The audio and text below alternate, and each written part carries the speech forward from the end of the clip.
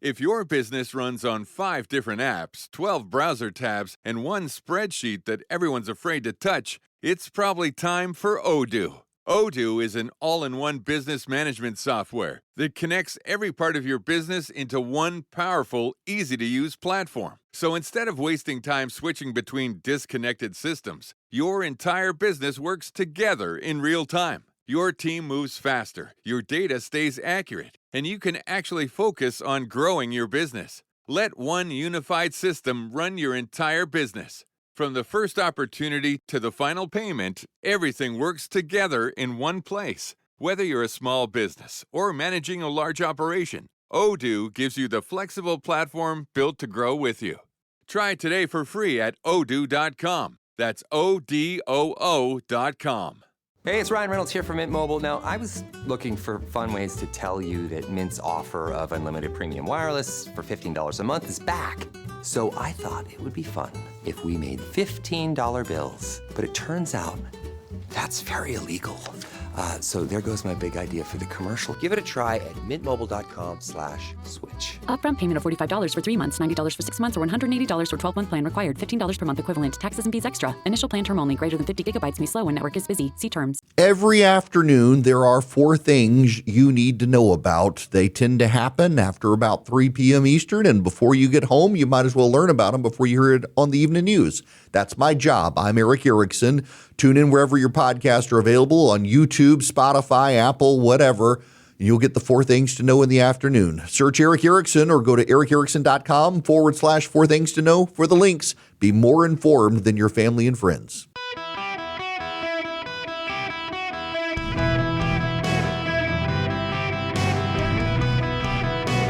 Welcome to the Erick Erickson Show podcast, Hour 2. Hello, America. Welcome. It is Erick Erickson here, and I am delighted to have you with me. The phone number is 877-973-7425. If you want to be on the program, you can text the word Erick, E-R-I-C-K, to 33777. Get the live stream, the show notes, the podcast, everything you need to stay in touch. More importantly, if you text SHOW, S-H-O-W, to 33777, you can get tickets to the Not Safer radio show October 10th. Come hang out with me. It's going to be a fantastic time. Text SHOW to 33777. I got to talk a little bit about the Democratic Socialists because, well, they're starting to raise their head. They're getting a little more confident about things out there, and it's worth hearing what they are saying openly. I played for you the Abdul El-Sayed clip. This guy has an ego. This is Abdul El-Sayed talking there. You're going to hear a reporter. Well, let me just cut through the reporter.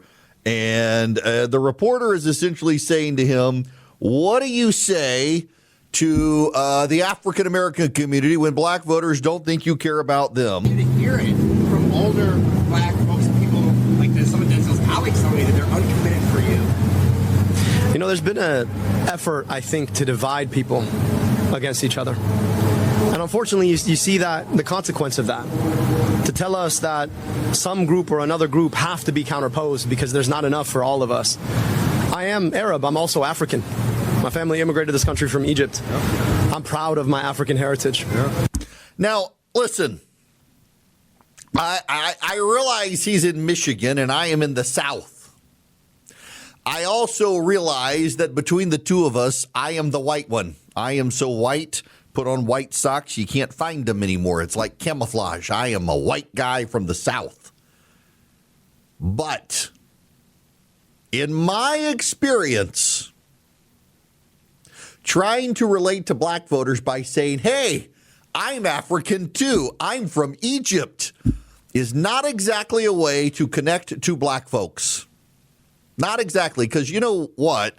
Black Americans, they're Americans. They're not Egyptian. They're not African. And if that's his response, well, black voters don't believe you care about them. Well, I'm from Africa, too. They're not. They're from Detroit. They're from Lansing. They're from Chicago and moved up. They're from the South and they moved up there. They're not from Africa, buddy. They're Americans. And these Democratic Socialists, the more they speak, the more out of touch you realize they are. So one of them, the Democratic Socialists of America co-chair, went on CNN with Boris Sanchez to defend celebrating Cuba. Now, you should know Angie Nixon is the DSA candidate down in Florida. She's a socialist. She says she only just recently joined them. There's a big contingent of Venezuelan and Cuban immigrants in Florida who fled socialism. They're not big fans of this woman. In fact, the Democratic Senatorial Campaign Committee on a private phone call told donors that the upside of Angie Nixon's win is they have more money to spend in Texas. They're bailing on Florida. The Democratic Senatorial Campaign Committee is not going to spend money in Florida to help Angie Nixon. They now consider that seat safe for the Republicans. Listen to this conversation, though. Everywhere. So if we want to improve and conditions Fidel for Castro Cubans, was a beacon of democracy?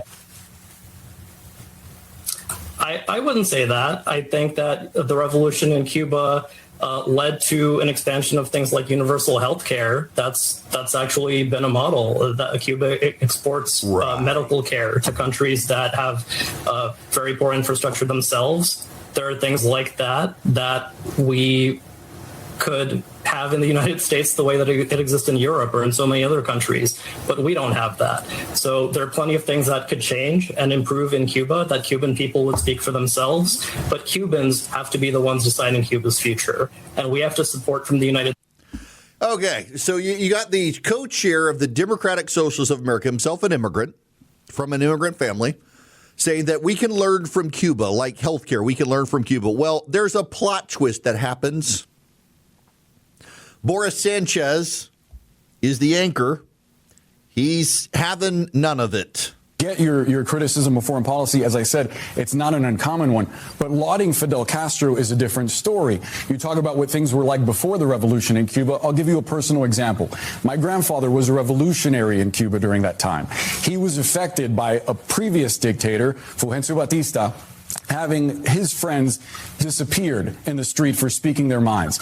My grandfather found that revolution, hoping to bring democracy to Cuba. And then what happened? Fidel Castro locked my grandfather up, sentenced to 20 years for doing what you're doing now on live TV, for speaking his mind, for expressing himself freely, for trying to organize politically.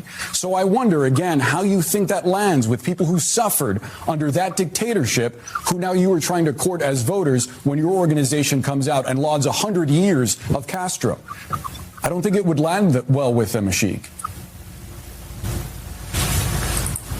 We're seeing many people in the United States who are seeing who are struggling under massive inequality in the United States. Okay, good for Boris, by the way. So the kid's name is Ashik Siddiqui. Ashik Siddiqui thinks that he can relate to the people who fled Cuba and Venezuela's dictatorships.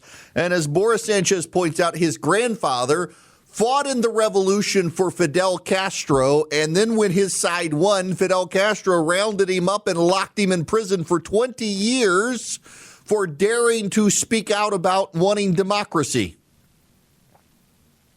And these kids think that they can campaign and say, we want what Cuba has because what Cuba has is good. When they go to Cuba and they don't go see the bad parts of Cuba, and to the extent that they do, they say, hey, this is America's fault, American imperialism. So remember yesterday I told you about the kid in New York City. He lives in a $1.5 million townhome in Brooklyn that his parents pay for. He dropped out of Yale as an undergrad, went back as a graduate student, and got a degree in what? Sculpture. He claims to be a union electrician. The New York Post probed his story. It turns out not only did he drop out of his apprenticeship, he still owes the union money. He's living off his parents, and now he's an organizer for the Democratic Socialists of America. He convinced them to pay him to be an organizer. His family left South America for the United States, claiming they were fleeing. He claims they were fleeing American imperialism abroad by what? Coming to New York City. His family owns a mansion in Florida. You can rent it for $11,000 a month, according to Zillow. They bought him a $1.5 million townhome, multiple bedroom townhome. He's single in New York City, and he uses that to run cover for the Democratic Socialists of America. It's a bunch of pampered rich kids who don't actually understand how the real world works. They have no desire to understand how the real world works. Well, also, you've got now the Angie Nixon situation. I'm going to play for you Hasan Piker, the man who believes America got what it deserved on 9/11. He's a big fan of Mao.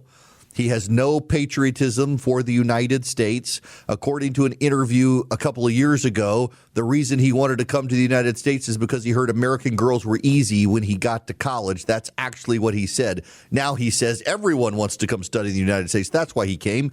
Back before he was a thing, he said it was all about he needed to lose his virginity, basically. Thought American girls would be easy. He has stuck around to regularly defame the United States. By the way, he's attempting to sue Scott Jennings for Scott Jennings throwing his own words back in his face. Listen to Hasan Piker talking about Angie Nixon, the Democratic Socialist candidate, who's now the Democrats' nominee in Florida. Going forward, this is an Angie Nixon Stan account. Okay? If Angie Nixon wants our help, we will be there for her. If she wants it to be quiet on the background, I will do that. Whatever. If she says, I don't know Hasan Piker, I don't want him anywhere near, I will never touch the state of Florida. I will never bring it up. Whatever she wants, we are her loyal soldiers. You got that? If she wants to say she doesn't know who I am, we'll pretend she doesn't know who I am. We'll do it all on the down low. You've campaigned with Congresswoman Rashida Tlaib, Mr. Piker. Do you want to see them on the campaign trail with you as well? So I have not campaigned with Mr. Piker. Not sure where the information came from. I have campaigned with Congresswoman Rashida Tlaib. And so she is someone who wants the same things that I want, to make sure that government is working for people and not against it. And so I'll continue to do the same thing. But I have not campaigned with Mr. Piker at all. Not sure where that came from. All right. My apologies. I thought that you had. My apologies about that. Would you want him to campaign with you? I don't really know who Mr. Piker is. I've heard about him. And so you don't know who he is? I said I don't really know who he is personally or anything like that. I am actually focused on Florida and making sure that I'm talking to voters here to uplift their needs and their concerns. And so that's what my focus is going to be over the next 76 days. If Angie Nixon says she wants to pretend like she doesn't know who we are, we'll pretend that we don't. She doesn't know who we are. Angie Nixon, if you can, I have no idea who this guy is. Right. Sure. These people are nuts. Now, the upside for the Democrats and Angie Nixon's nomination in Florida is they do have more money to spend in Texas, and Texas Republicans are nervous. And again, it's not a polling thing, although the polling reflects the nervousness. Talk to Republicans in Texas, and they will tell you that Ken Paxton is dragging down everyone on the ballot, in particular because he's very lazy. He's not aggressively campaigning, and he's not fundraising. Talarico is fundraising, but Talarico, of course, has opened the door to his own nuttiness. Let me play you this clip of James Talarico. He is reopening to the Carmelo Anthony situation. Just listen to this. Texas, we see what happened with Carmelo Anthony, and you said it was a tragedy. Yeah. What did you mean by that? Well, I've done a lot of work in the State House on justice reform, and right now we've got a system that doesn't serve all Americans equally, and we know that black Texans have been have not gotten the justice they deserve in many cases. And, you know, I'm not an expert on this particular case, but I know that there were no black members of the jury. And to me, that's the only evidence you need to really prove that this system is not working for black Texans. Really? Because the jury was colorblind to race.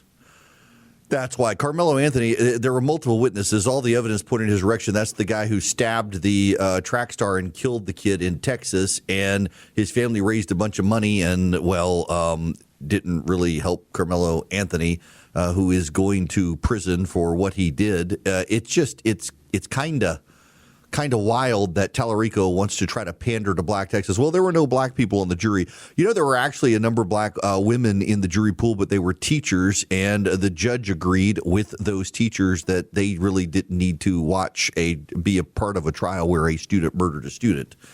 That's why there were no blacks on the jury.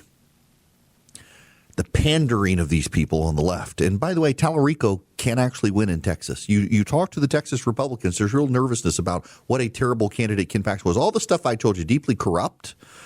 He's not answering questions about his affairs. He's not answering questions about the corruption allegations. He's not fundraising. He's not out there very aggressively. He just thinks he can go on Fox News and win it, and he's not. And Republicans are sounding the alarm about what a terrible candidate he is, and the people who nominated him, who pushed him over Cornyn, their argument is now, well, the rest have to step up now. Everybody else has to step up and help him. I'm not lifting a finger to help a guy like that. He's a deeply corrupt, malevolent person. I have no use for him. I don't want Talarico in the Senate, but I don't want Paxton either. I'm just rooting for injuries in that race because both of them are terrible people who should be nowhere near the Senate. And when both sides lose their minds and pick terrible people, well, I'm going to let the terrible people sort it out for themselves. I've got no use for either one of them.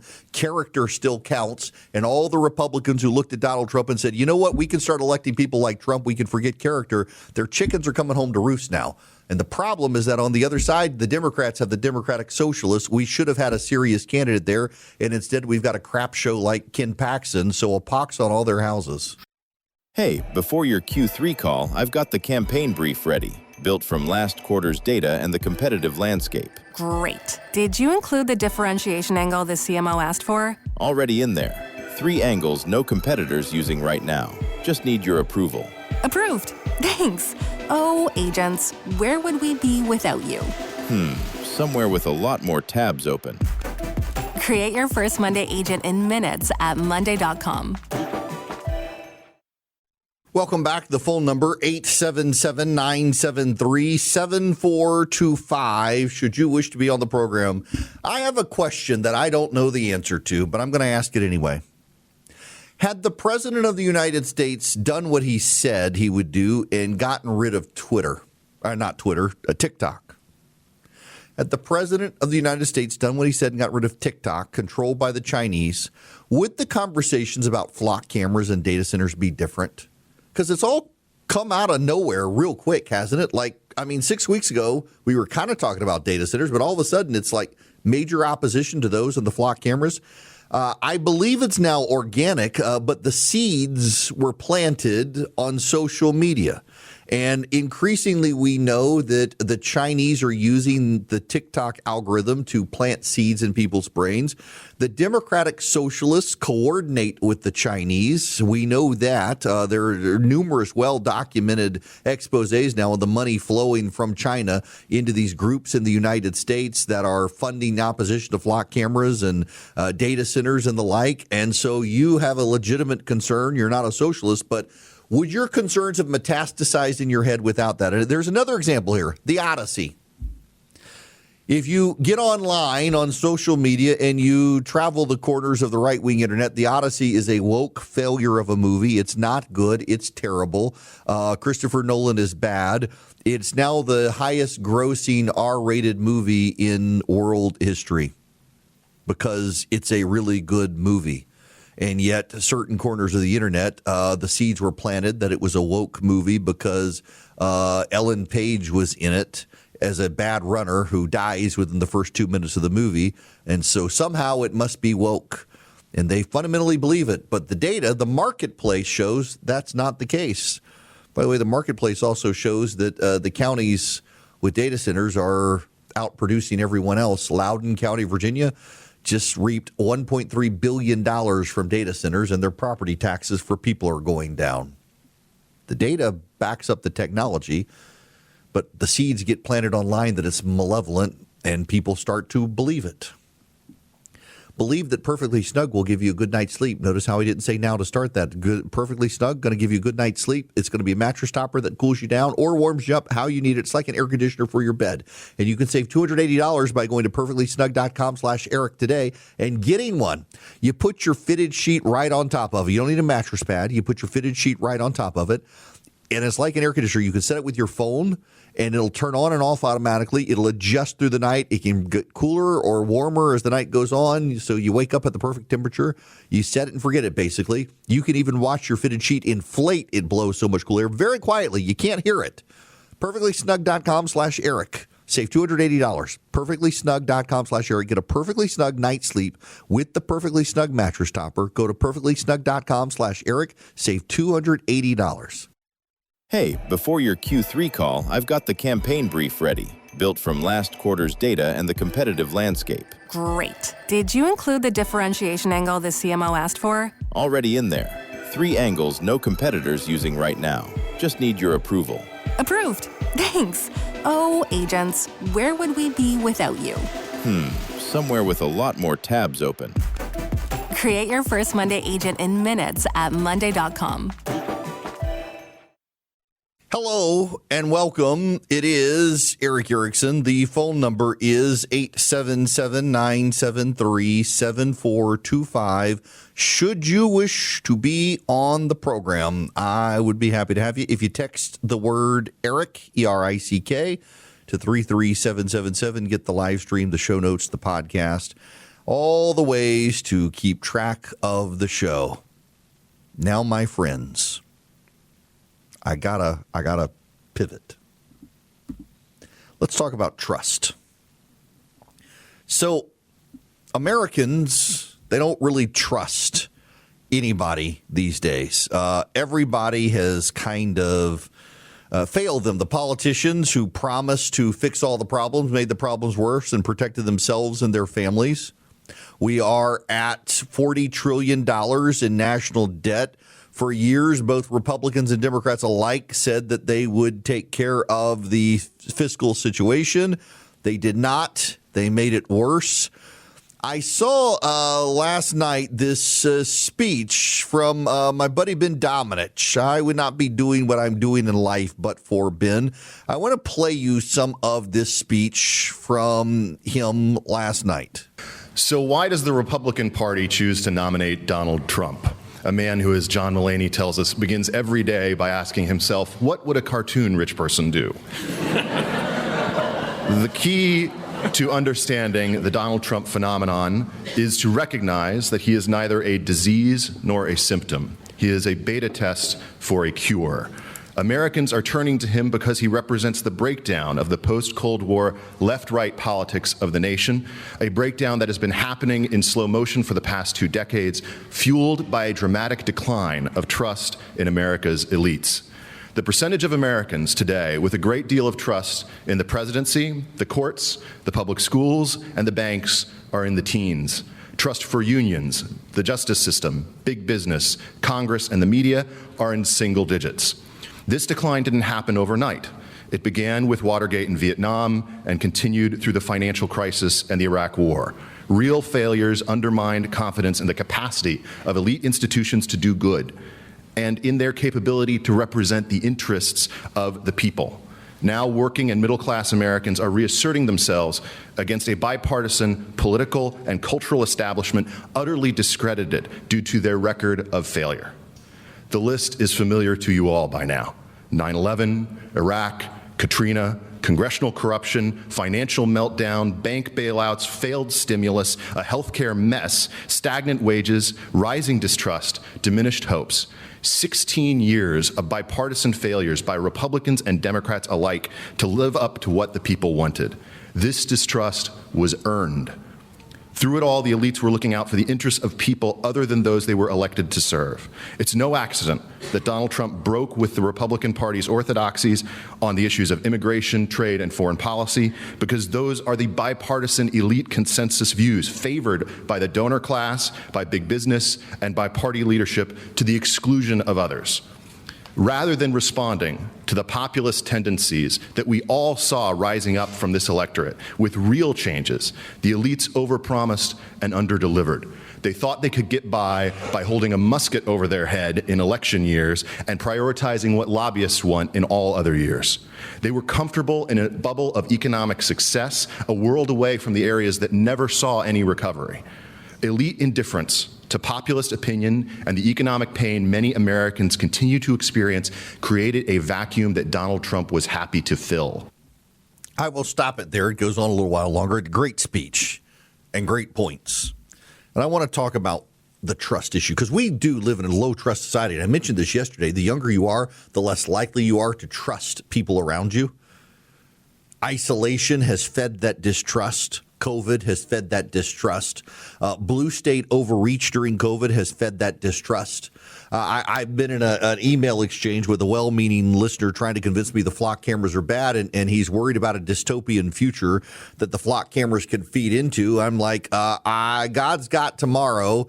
Here and today, he gave us these cameras. I did not know it until I had a heart-to-heart with a friend the other night. I have a friend whose child was kidnapped and rescued unharmed within 2 hours because of a flock camera. And the correspondent said, well, I figured there was some emotional reason you support them. So if your friend had an abortion because it saved them, would you? It's like there's a big difference between taking a life and saving a life.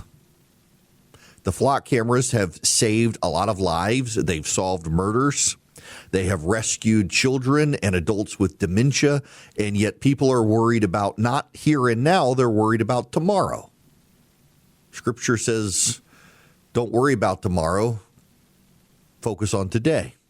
And today, they're actually a useful thing. And I don't believe that we're headed towards this dystopia that a lot of people believe in. I've actually got confidence that our system will survive and that the checks and balances of the Constitution are stronger than what a lot of people think. I think they're stronger than one man. And also, I know that the Supreme Court has already said you don't have a privacy right on the roads. If a state wanted to set up these cameras, there's nothing you can do about it. But what's actually happened here? The data centers moved in, and they made local governments sign non-disclosure agreements. And the local governments, they can't tell the electorate about what's going on. And so the conspiracy theories are bred and fostered and fester about the use of water, the taking of water, the mass consumption of water, the increase of power. The power companies come through. They use eminent domain. They string new lines. People are worried about that. People are constantly worried, and we've got outside agents feeding social media, feeding the distrust. People don't trust anything. And the solution from the government and the solution from the big business has been what? To try to do it in secret. To still do what they want to do, just not tell you about it and hope they don't get caught until it's too late. Now, I understand, for example, a lot of the non-disclosure agreements related to water use at the data centers. It has nothing to do with trying to hide from you that they're going to take all your water. That's not the case. If you can do the math on the water that's circulating through these places to cool them, you can figure out exactly how much of a computer system they're going to have in there, and then you can figure out what sort of computers they're going to have, which allows their competitors to know what they're building when they're trying to keep it secret from each other. Google doesn't want Open AI to know, doesn't want Anthropic to know, doesn't want Meta to know, doesn't want Google to know, and the circle repeats itself. And water consumption is one of the big issues, but you don't know that. They don't explain that to you. Or take the flock cameras. They just started showing up in your community. You don't remember the local government having a discussion about it. You don't remember there being a say about it. You don't remember any of that. You don't remember any of it because it didn't happen, because they did it behind closed doors. Because the government thinks you're stupid. And frankly, we live in a society now where people are getting dumber and dumber, and people are living off of Facebook and Twitter and TikTok, and they're believing nonsense. And the local government is exhausted trying to combat the conspiracy theories, but also it's their job.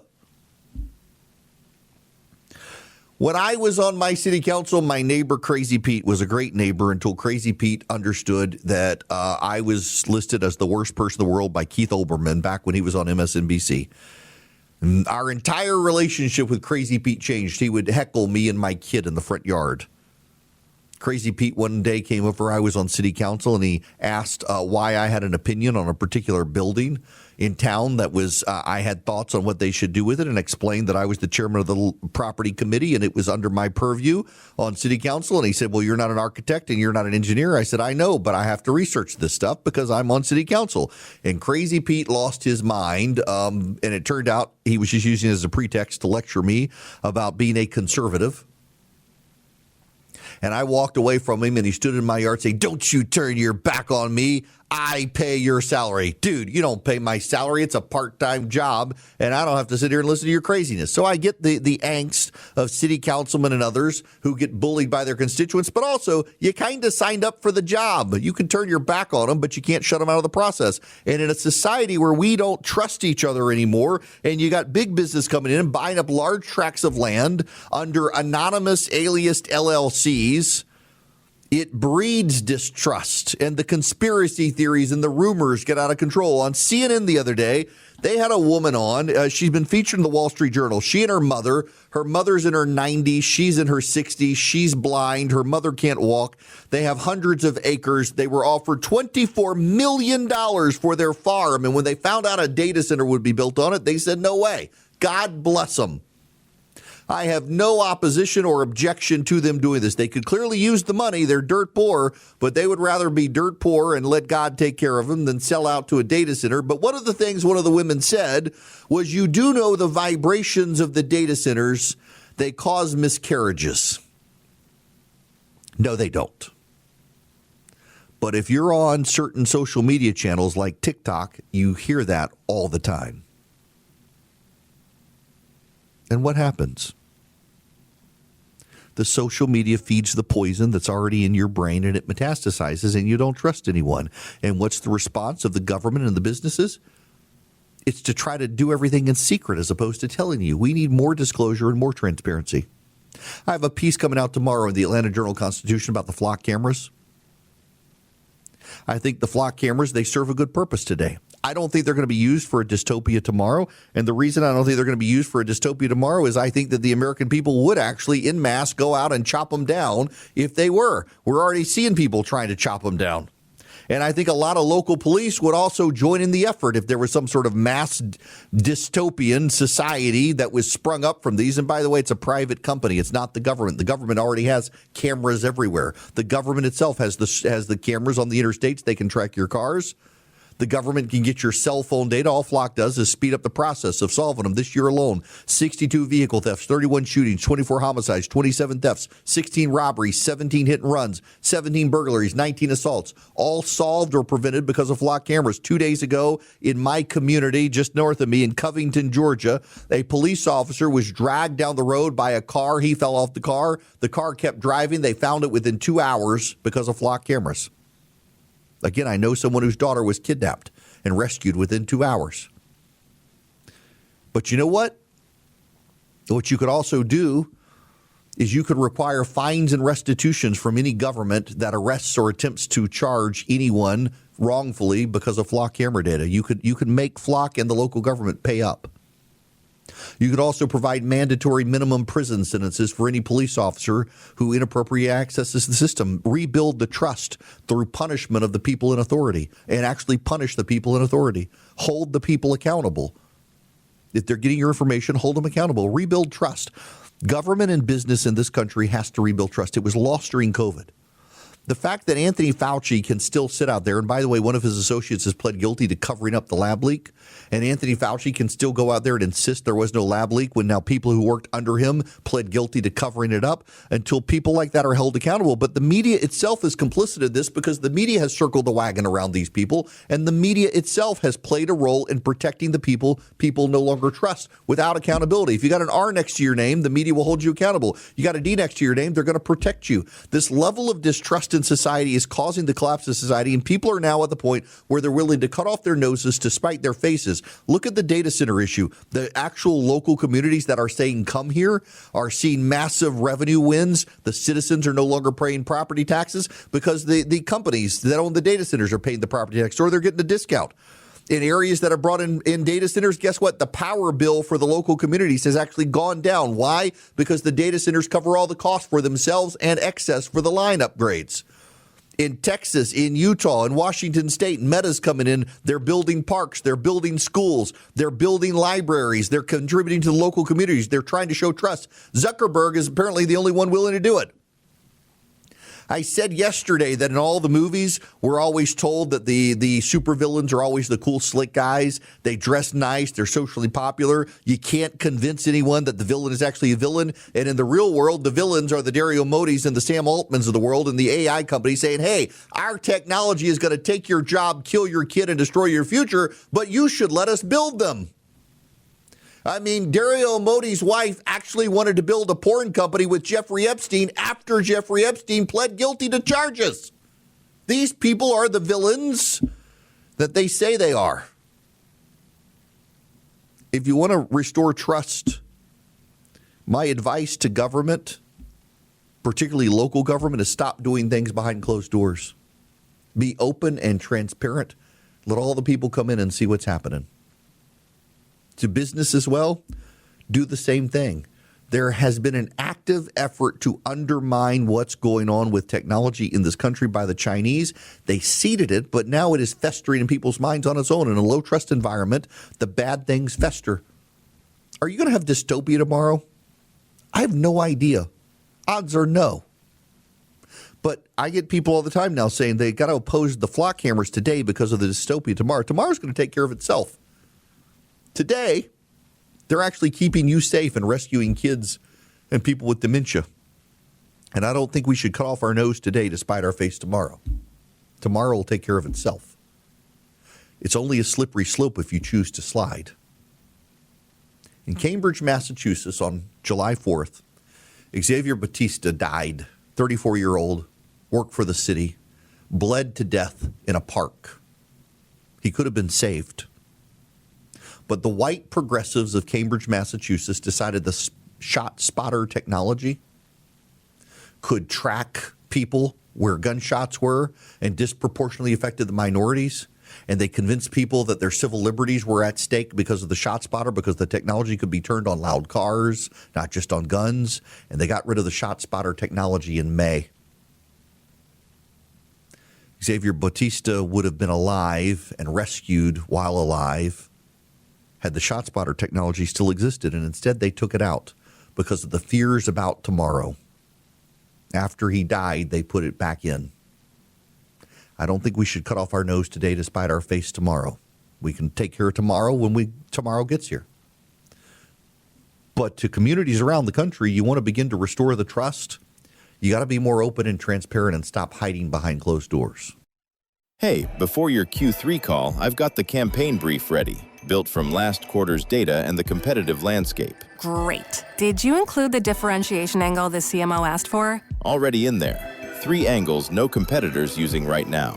Just need your approval. Approved. Thanks. Oh, agents, where would we be without you? Somewhere with a lot more tabs open.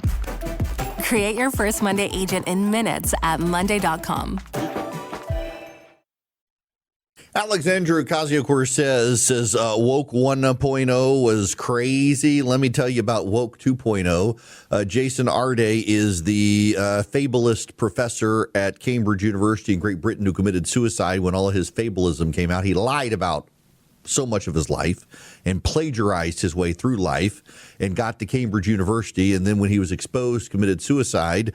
And the professor who exposed his plagiarism and fabulism is most likely now going to lose his job at a college in Belgium for daring to target a black professor who plagiarized and fabulized his way through life. Because Jason Arde is a protected class black academic, he could lie his way to the top, and now woke 2.0 will circle the wagons around his memory and destroy the people who are honest and truthful. It's wild to watch them. Their knives out for anyone who pointed out that Jason Arde had lied about everything because he committed suicide because his lies were exposed. That's not the problem of anyone other than him who dug his grave in a hill of lies. There was a story out I saw this morning about people getting massive numbers of phone calls telemarketer solicitations, among other things. It was in Wired magazine about protecting your privacy. And I thought, if people got incognito, that wouldn't be happening.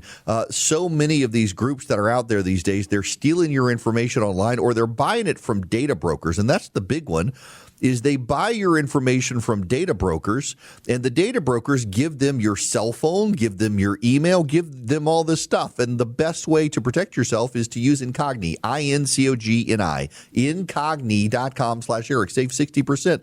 And they make the data brokers take down your information so that it can't be sold to the people who will be telemarketing to you. Use Incogni, incogni.com/Erick. Save 60%. Incogni.com/Erick. Marketing is hard. But I'll tell you a little secret. It doesn't have to be. Let me point something out.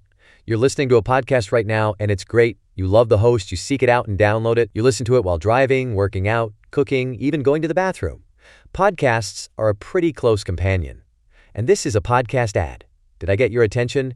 You can reach great listeners like yourself with podcast advertising from Libsyn Ads. Choose from hundreds of top podcasts offering host endorsements, or run a pre-produced ad like this one across thousands of shows to reach your target audience in their favorite podcasts with Libsyn Ads. Go to libsynads.com, that's LIBSYN, ads.com today.